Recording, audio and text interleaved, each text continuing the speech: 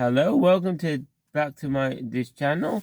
Today we're diving into the foundational text of Jewish ethics, Mivchar Hapaninim, which translates as Choice of Pearls. This isn't just an ancient book, it's a mosaic of moral wisdom, a compendium of sharp, concise maxims compiled during Jewish golden age in Spain, and its lessons are just as relevant as today. At its core, the Mivchar Hapaninim is a classic Hebrew ethics work. It's not a systematic philosophical treatise, but rather an anthology of dozens of pithy moral maxims, proverbs, and parables. Its structure is quite unique. It's divided into 64 chapters, or sha'arim, meaning gates. Each gate is normally devoted to a virtue or topic, like the gate of wisdom, the gate of humility, or even practical advice like the gate of the will of a father to his son. While some gates contain several interconnected sayings, many are just a single powerful aphorism. It covers all aspects of religious and social life, aiming to refine one's character and guide ethical conduct.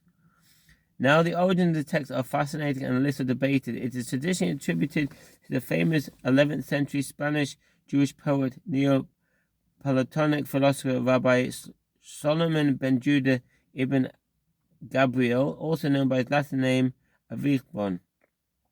However, modern scholarship suggests the attribution is uncertain. What we do know is that the work was originally compiled in Arabic, reflecting the unique intellectual milieu of the 11th century Al-Andalus, or Islamic Spain.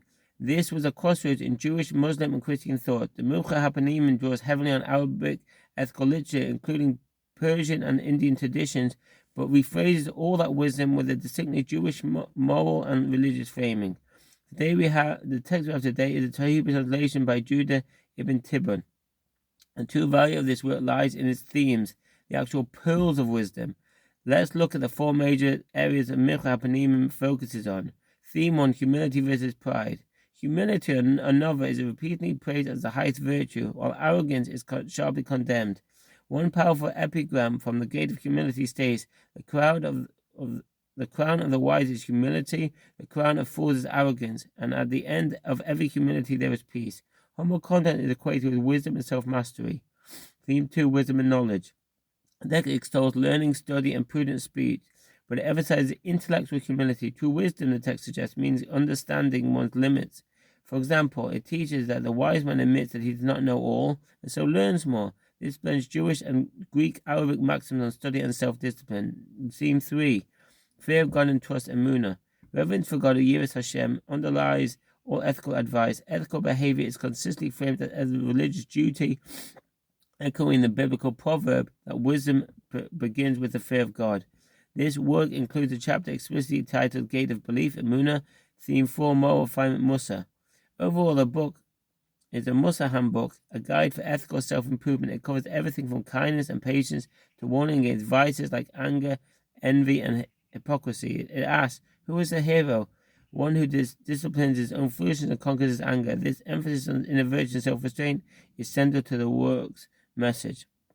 Mivchar Hapaninim was an instant classic.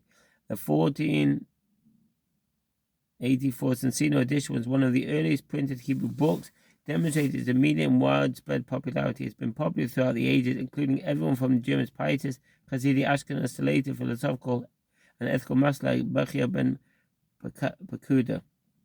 Today is recognized that formative Musa text, its maxims are studied in the yeshiva and are regularly quoted in sermons and contemporary ethical anthologies.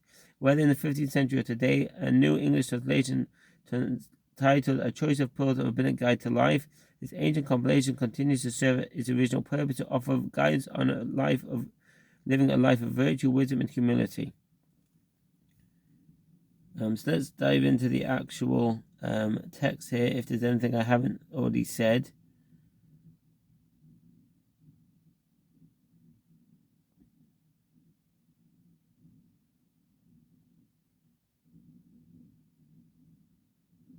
Yeah, so I think that's all been covered. So, yeah, please dive in further. I'm sure I will. Take care. All the best. Bye.